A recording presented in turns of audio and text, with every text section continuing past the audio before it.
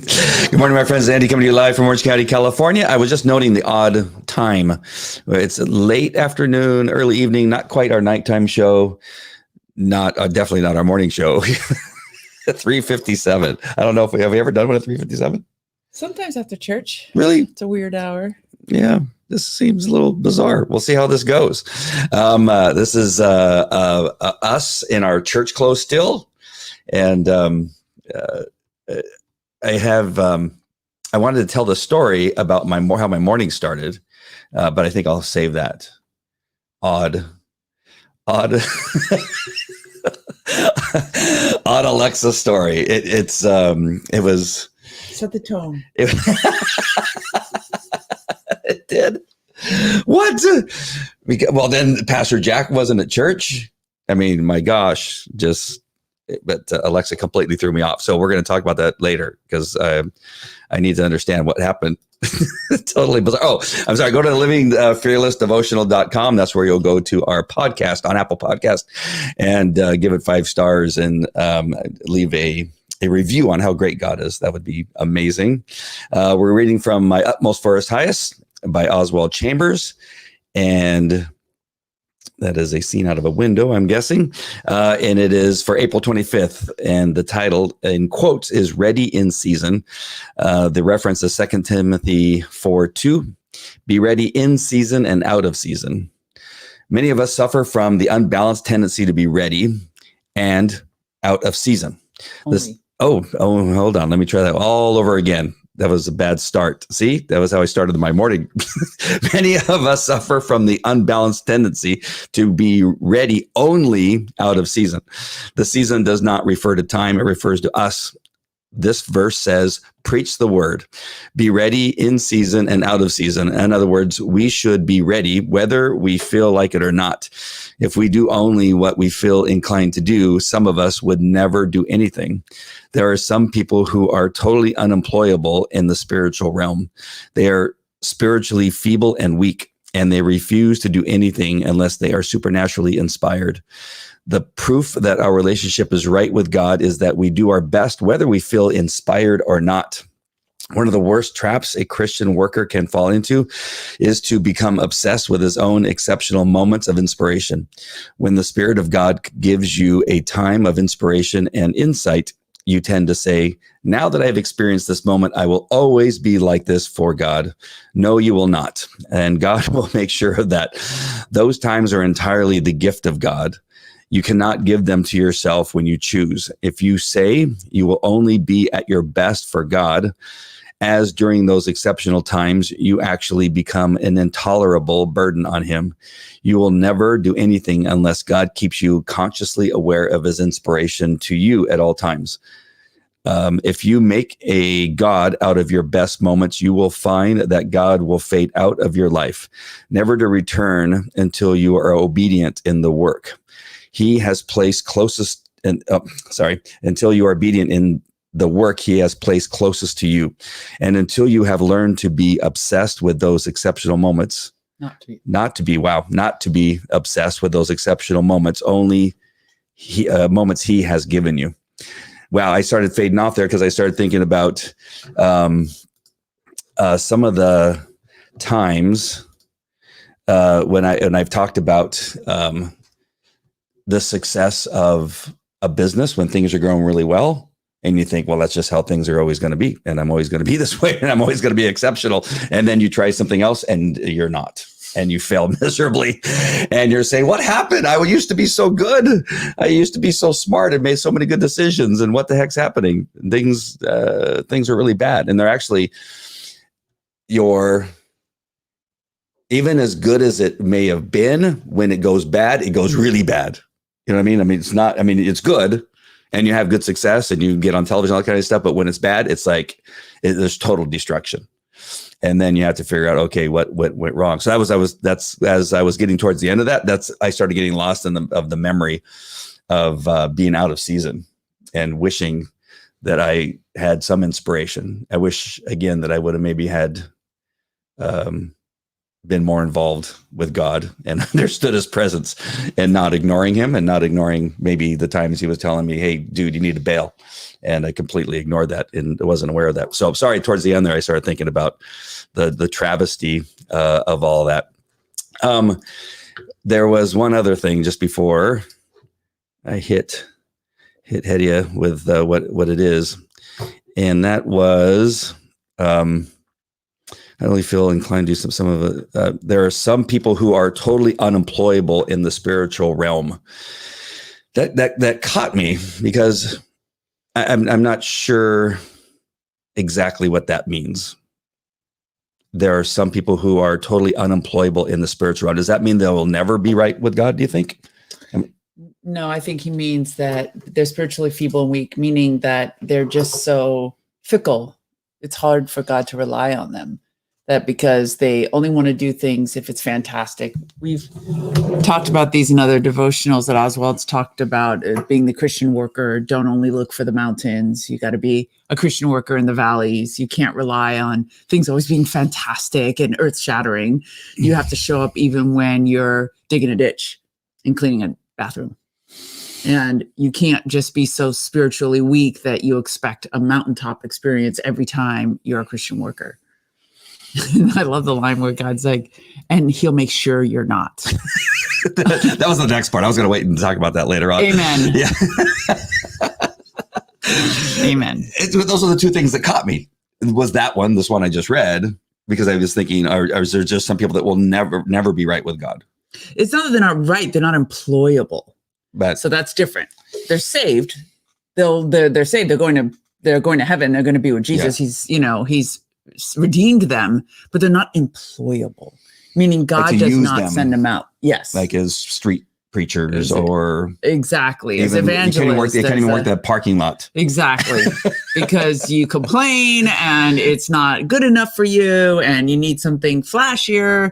And Oswald's saying, if you're like that, God will leave you to yourself because you can't be useful to God, because being employed by God means some of the jobs are terrible, or at least they feel terrible. Even a missionary. I mean, being able to go to a horrible, right, warring place where there's. And you heard some of those missionaries that go to some parts of the world in Africa, not a single soul gets saved. So they could spend years out there and don't even see the fruits of their labor. But they're still doing God's work. And exactly. Yeah.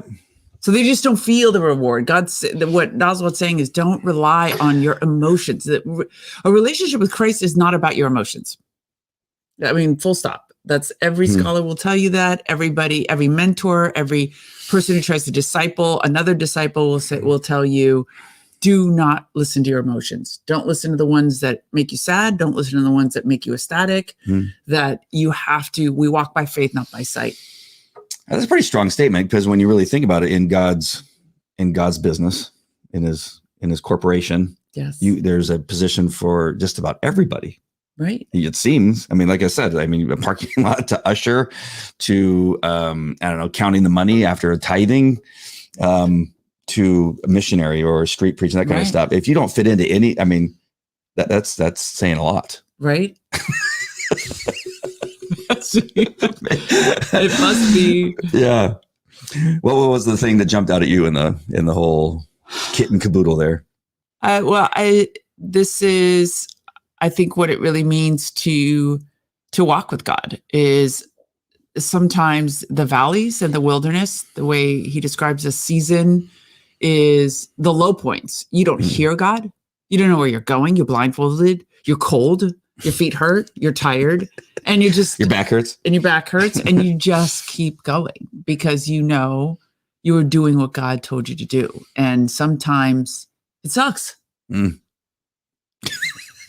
So sometimes it does.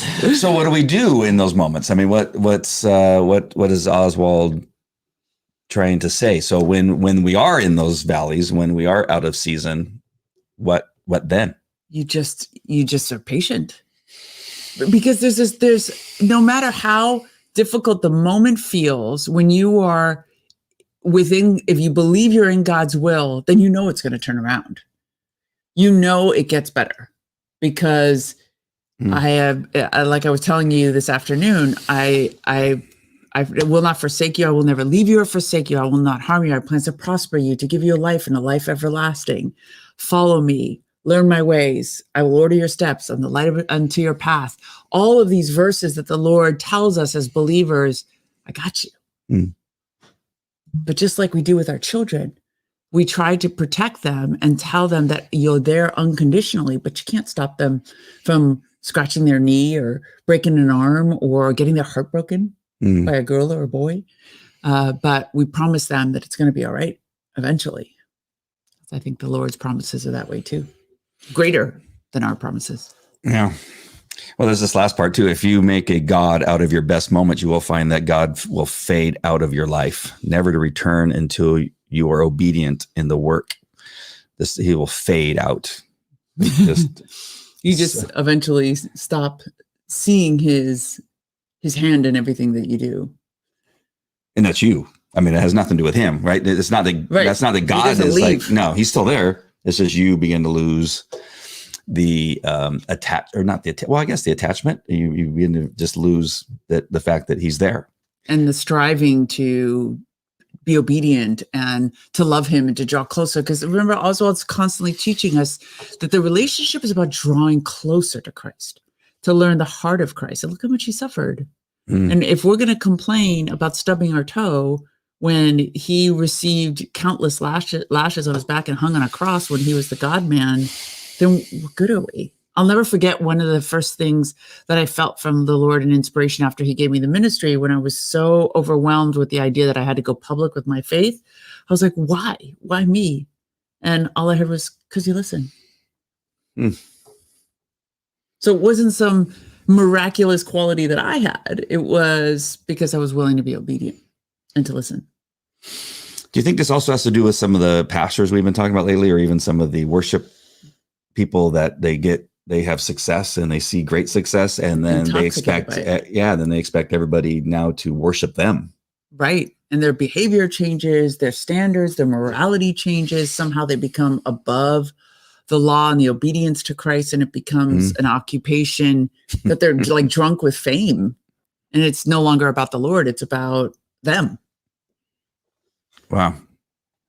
It is shocking when there was, now I can't remember his name, but there was a fairly popular singer, worship singer. There's been a couple of them I know, but I can't remember the one guy's name. But there's many of the songs that we love. And I can't remember what band or what organ. I don't know if he's Carl Lentz, you mean? But he wasn't the singer. He was the pastor. So no, it was a singer. I know one of them is denounced Christ. Yes, but I know I at least know one of the songs was ones that like, it's one of those like, God is the greatest. Yeah. I mean, we love him, and I don't believe him. I just wonder what happened. Well, and some of them they say, see, that's what we have constantly hearing our pastors talk about. You don't lose your salvation. Some people never had it. That's the story of the seeds on the path, that sometimes some seeds fall and the bird takes them right away. They never take root. Some seeds take root, but the weeds will choke them out. The rocks will choke them out. Yep. And some will flourish. But until you receive the indwelling of the Holy Spirit and those seeds flourish, you don't have the indwelling of the Holy Spirit. You don't lose it. The Holy Spirit doesn't leave. He doesn't inhabit and then leave. That may be controversial to some, but that's the school of thought I belong to. But some people just never received it. Well, now I'm thinking about Mark's message this weekend about the Jews. Yes. And I'm not sure if this correlates or not, but throughout history, they have been attacked, and countries and leaders, ancient leaders to even more recently, Adolf Hitler, have tried to exterminate that race. Yes. And yet they end up recovering, and the enemy ends up being exterminated, right, in some form. But yet, and when I was listening to Mark, he talked about that there's more Jew atheists than ever before. It's almost like when he's talking about that in season, right at the very beginning, many of us suffer from the unbalanced tendency to be ready only out of season. that also reminds me that we only look towards God when we are in trouble. That too. So I'm wondering if it's just been too long for them. They've not been, and I don't know, has there been anything since the Germans, World War II? The Arabs constantly throwing grenades. Yeah, so I wonder why that is. Well, and that's why Jack also brought that up today, because it's a theme in Romans that the Gentiles and their fervor for the Lord inspires the Jewish people sometimes. That why do you call Lord, Lord, and why are you so motivated when that's my Lord? Another theory is that people say that a lot of the Jewish people, because they feel that they are a chosen race by the Lord, and they are. That's how they're miraculously sustained, is the Lord promised to never let them be extinguished, and that he comes back for the Jewish people. So is that they get a little lazy maybe? Yeah. That's a good point. Like daddy spoiled little girl or daddy spoiled child. It's like, oh, yeah, daddy's going to always take care of me. Yeah, those are why some of those people suffer the most when they get older, because they're so used to having everything handed to them and just given to them that they've never had to work for it. Not that being a Christian, you have to work, but you should, show your faith. Yes. Show that you love him, live every day as if somebody's measuring you up at whether you're being a good Christian or not. At least walk in the light so people can see what a Christian looks like. That actually takes effort, right? To do that. And that if you're given the gift of being God's chosen person, why bother? Yeah, especially if you don't.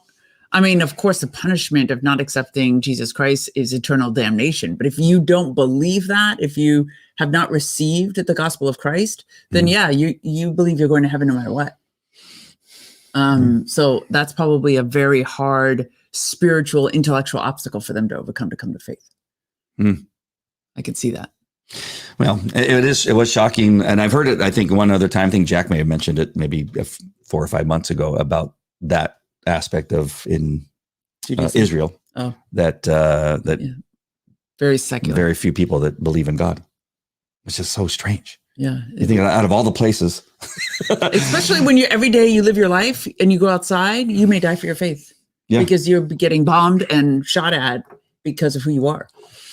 Yeah. And Mark said, Mark Driscoll of Trinity Church in Scottsdale, Arizona, he was talking about that you have these people that live, right around the area where Jesus walked, where, the apostles lived, and they go outside their house and drive down the street, and they're passing by where Jesus carried a cross, where he was crucified, and Gethsemane is there. Look at that. That was pretty good. I just got that out. Normally I have a tough time saying that word, the name of that area. Yes. Is it a city or an area? City. And yet they're the least believing people. It's strange. That is very bizarre. It is. It's like living in Hollywood and not watching a movie. right? I mean, you live in that area and I hate movies. Or living in Beverly Hills, not going shopping. Yeah. I lived at the beach and rarely went to the beach. Yeah, see, that's another one. I lived right on the water. Oh my goodness. Yeah, and maybe went there 3 or 4 times. Wow. Very strange. But I see now. I mean, I see how that's possible. But wow. I mean, it is kind of surprising. Here, we go to a church that's kind of, more you than me have gone to this church that's way out of our way to find a pastor that actually, reads from the Bible and teaches the Bible as it should be. And Absolutely. So we have to go and find somebody where, you'd think in Jerusalem, that faith would be easier. Yeah, faith would be easy. That's like there. It's like always available to you. So odd. 2 Timothy 4:2 is the reference. It's the only one in this devotional for today. And it says, preach the word, be ready in season and out of season, convince, rebuke, exhort, and all long suffering, with all long suffering and teaching. With all long suffering. With all long suffering and teaching. Wow. Can I try that again? No, I'm just repeating with all long suffering, like meaning it's not easy. You have to continue to be ready to preach the word, no matter how much you have to be patient and teach. So each word, preach the word, be ready in season and out of season, convince. So that's just convince people the veracity through your actions or the spoken word. This is about preaching. Mm-hmm. So even with the words you say, and then rebuke, meaning you got to chastise people sometimes and be like, you really shouldn't be doing that. It's not Christian of you to behave that way. Exhort. Exhort is to convince people of your point. So have like sometimes comments on my Facebook page and then have a way of coming back Responding. and saying Exactly. with all long suffering and teaching. So with all long suffering, was that all our long suffering? Yeah, exactly. And then teaching is just like normal. But you have to be patient, teaching, like, remember, we all have anyone who has a child this past year had the experience of homeschooling. Oh my God. That you want to dip your teachers now in gold, because anybody who's not a normal homeschooling parent will tell you that it was horrible. It was horrible trying to teach math and English to our children if you're not used to doing that. Yeah, well, especially because they don't teach math the same way that we were taught. No, and they don't teach English. They don't have participle phrases and adverbs and adjectives that make up a compound sentence. The words have all changed. The words that describe grammar are all different. Really? Yeah. Oh, I never bothered even looking. I just hoped that they got through it. Unbelievably crazy. I don't even know what it means. I was so thankful for YouTube because that's where I went for most of to solving the math problems for most. Or the Khan Academy. That's awesome too. Yeah, I had to go on there and say, I don't know. Yeah, I think some of the videos are actually from Khan Academy too. That was a great resource. Anything else on the devotional that we didn't hit? No, it's just staying consistent. God's looking to us to be faithful with little so that he will give us more. And it's not always an easy walk. The words that Oswald uses sometimes is just so direct and harsh and just kind of punch in the face. Like they are spiritually feeble and weak, and they refuse to do anything unless they are supernaturally inspired. Right. Feeble and weak. That is bad. And that, you know what? That actually might have been me. Now that I'm looking at that sentence one more time, they are spiritually feeble and weak. They refuse to do anything unless they are supernaturally inspired. And I hate to say that, but I was pretty feeble and weak in my walk for 20 some odd years.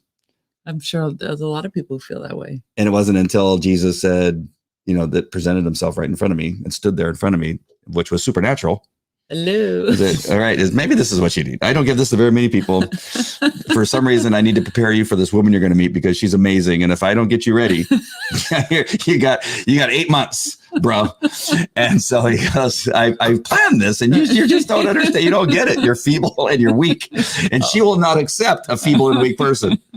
So he presented himself to me so that I could be in line at Calvary Chapel, Chino Hills on October 17th.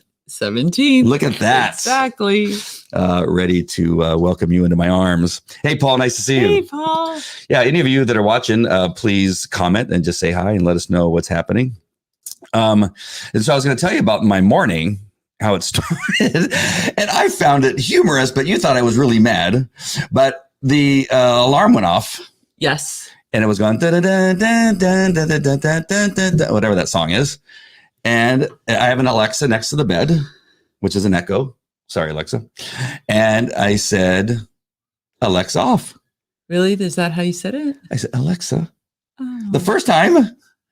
It was downhill from there, folks. The first time. And then it kept going. I'm going, what the heck? I go, Alexa off.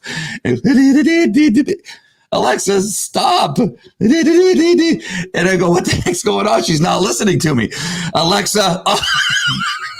So then I unplug Alexa. Is that how you did it? What would you do? I slowly removed it from the outlet. If Alexa was a person, she would have had to hide in the closet for fear of being beaten with a whip. My love, I love you. I pulled it out. He beat the crap out of Alexa. Let's be clear. It was not very Christian-like how he was reprimanding her. Well, I did cuss at her, but it was all in jest. So I pull it out and I go, and it goes, I pull it out and it goes, I thought all hell was going to break loose. What? I go, I unplugged her and she's still going, and it keeps getting louder. Like, I'm trying to wake you up. And I'm going, I pulled your plug. How is Alexa still talking, singing?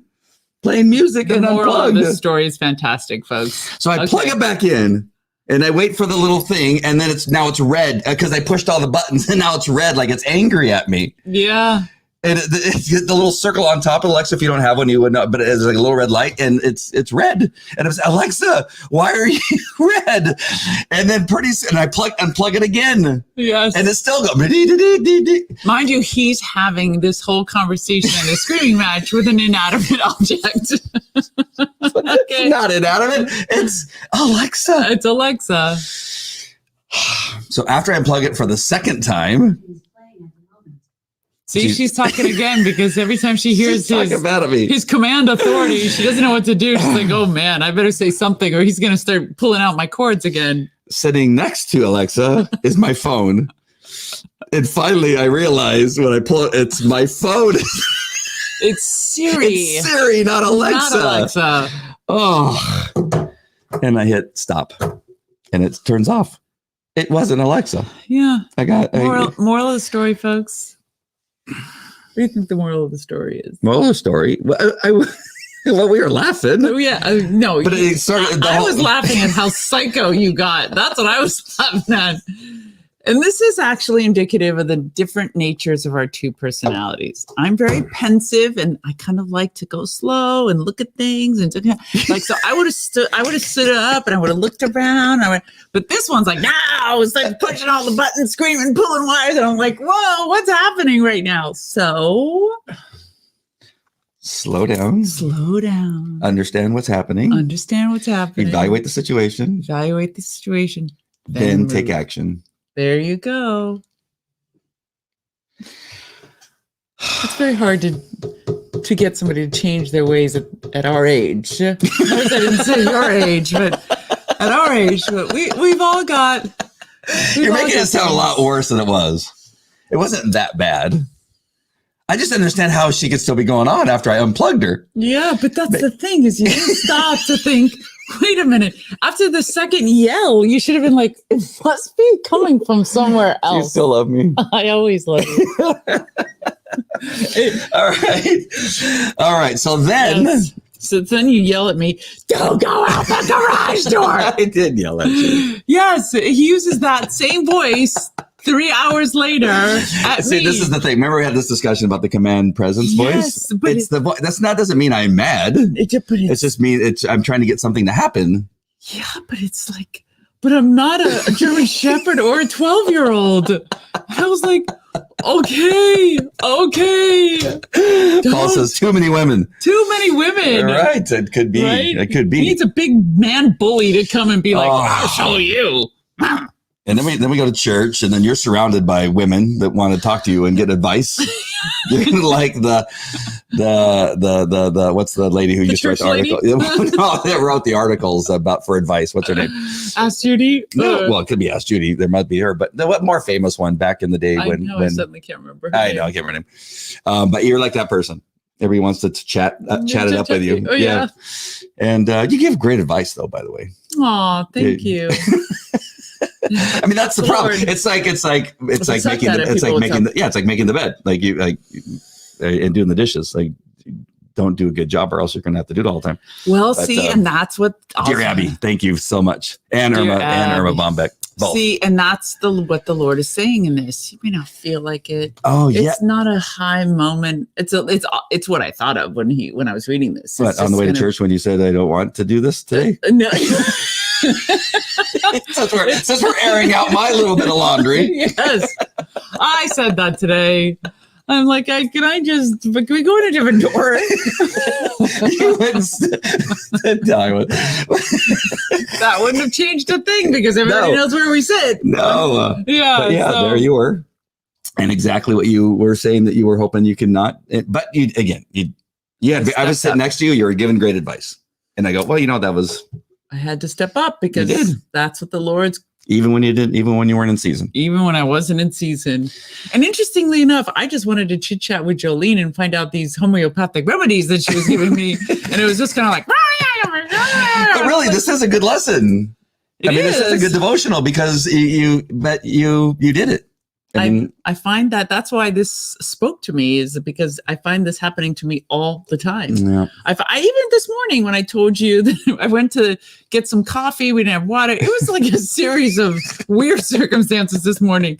And I literally had told him yesterday, the enemy knows the best way to give me is to attack me, is not to give me big problems. I'm a master of solving big problems and being patient, but I die a death from 1,000 cuts. So all he has to do is keep needling me, and I just like start to unravel. So it's like, literally today was the day of 1,000 cuts, because I go in the 7-Eleven and the guy's like, I'm looking at him, I'm like, can I have the cream? And they both 14-year-old kids that look like they were stoned. Like yeah, they were 14, or maybe not stoned, maybe just too young to be running an entire store. And they just kind of sat there and they looked at me literally for 2 minutes. And I was like, I'm sorry, am I saying something strange? Where is the cream for the coffee? And then finally, somebody walks over and he looks at me and he's like, you mean that? And I was like, oh, okay, that'll do. That's fine. But I just found like, I found myself like pulling this composure in and being like, you're a Christian. You're expected to behave a certain way. You can't go off on this poor little child. Like literally the Holy Spirit voice coming and saying, you know what? It's not a big deal. He did it to me yesterday too when I was losing it. But he apparently wasn't talking to you this morning. What? What are you talking about?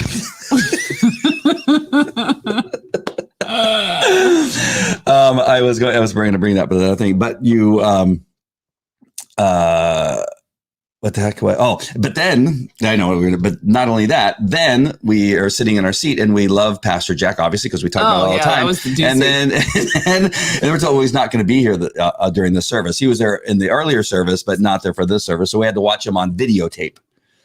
So that was a little bit of a bummer, but the message was great. The message was great. And so we have to say that, but it's just different when he's not there. Because every message is a little bit different based on the energy of the room and the feedback he's getting. And it really is a lot better.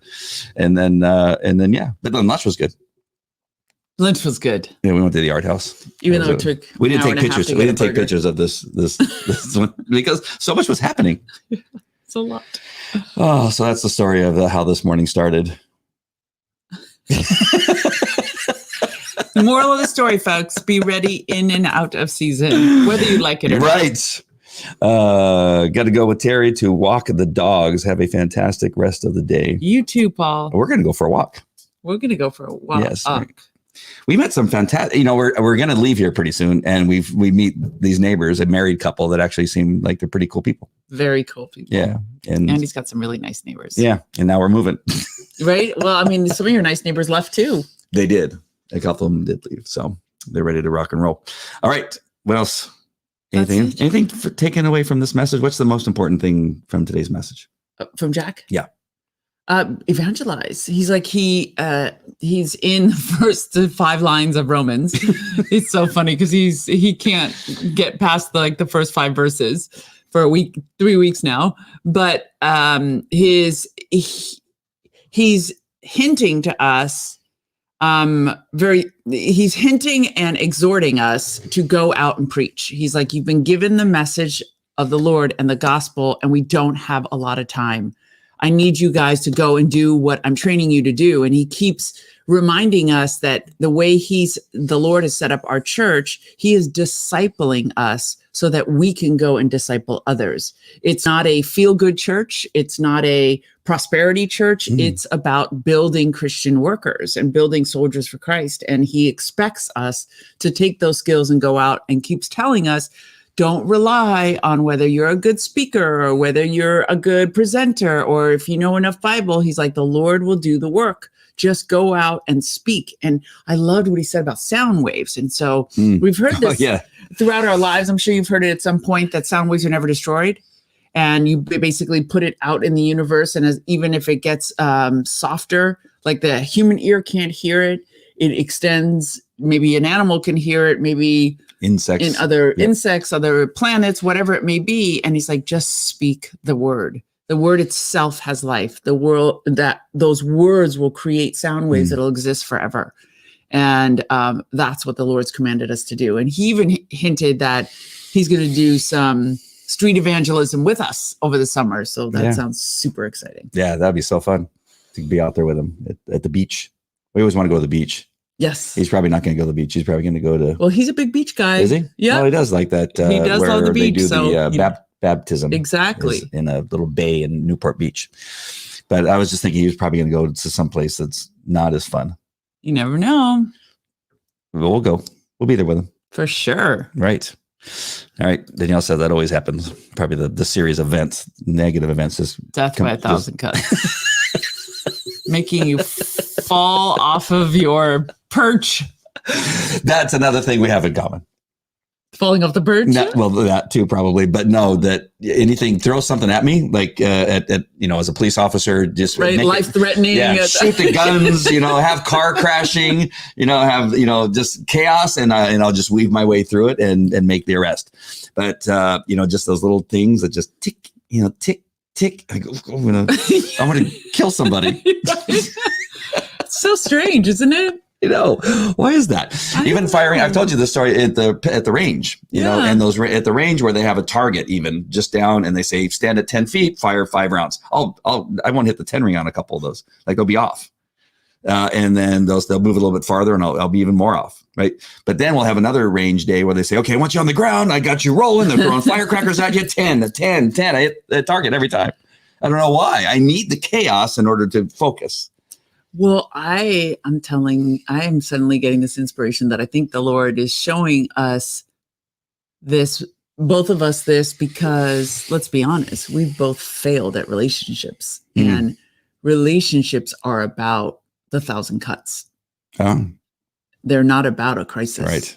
So you and I are both in that season where we've got to learn to make it through the 100, not just mundane things, but annoying things.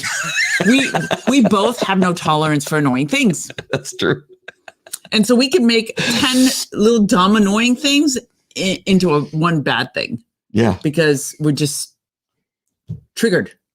So I had this gasoline smell in the garage, and it keeps coming into the house, and I was like, I have my mom's nose, which is bad. My mom could hear a fart in Walla Walla, Washington. That's how. I mean, she's like, I had no idea what he was flipping out about. I wasn't flipping. I just said, close the door. And there's gasoline in here. It smells. Close the door. You said, don't go out the garage. And I'm like, here I am doing laundry, cleaning the garage, picking up all this stuff. And he's like, don't do it, I said. And I'm like, oh my God, is there like a demon out there? What is out there? Yes, it's called gasoline smell. It was like I was Alexa this afternoon. I was Alexa. I wasn't mad at you. I was mad at the smell. Yeah, but same with Alexa. You were just mad the alarm was going off. It wasn't her alarm. Can you believe that she would not turn off even after I unplugged her? See that? What's the moral of the story? That I love you more than life itself. Sometimes we're yelling at the wrong thing.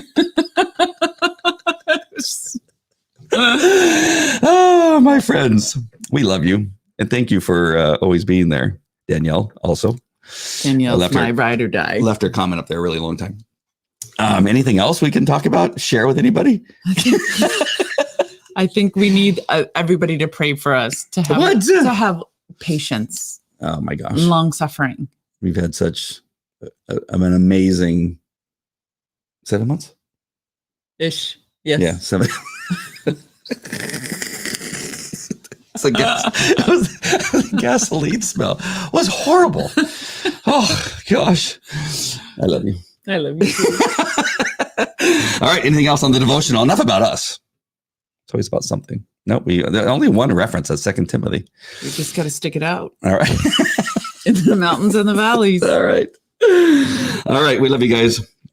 And have a great day. There's no really God moment this time around. No, the God moments in the mundane, in the thousand little things. He's in the big things and the little things. He's in all of it. I think this is a good one for today. It is. Absolutely. Yeah, about being in season and out of season. Yes. I train dogs far too long because when I think of in season and out of season, I think of a dog being in season and out of season. What does that mean? Like being able to have puppies and not have puppies. Oh, in heat? Yeah, in heat. Yeah. I didn't know that. Was So it threw me off when I was hearing about in season, out of season. I was like, my brain's going towards a dog being in season, out of season. Yeah. When they're in season, they can have puppies. When they're out of season. And is that a good thing for them to be in season? Or is that just something? Oh, if you want to have puppies. So if you're breeding. Yes. They're like Catholics. You got to keep them apart when they're in season. And then I wonder if there's an analogy there somewhere. I'm grasping. It's like, I wonder if there's an analogy for why that's called seasons. A lot of people are confused by Christianity using the term seasons. Because I didn't understand it at first.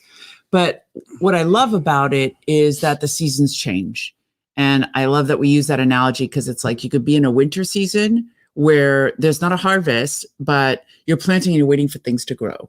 So it's cold, you can't see anything on the surface, but the Lord is growing you and pruning you. And Pastor Mark said this last night. He's like, don't think that God's angry with you or hurting you. He's pruning you.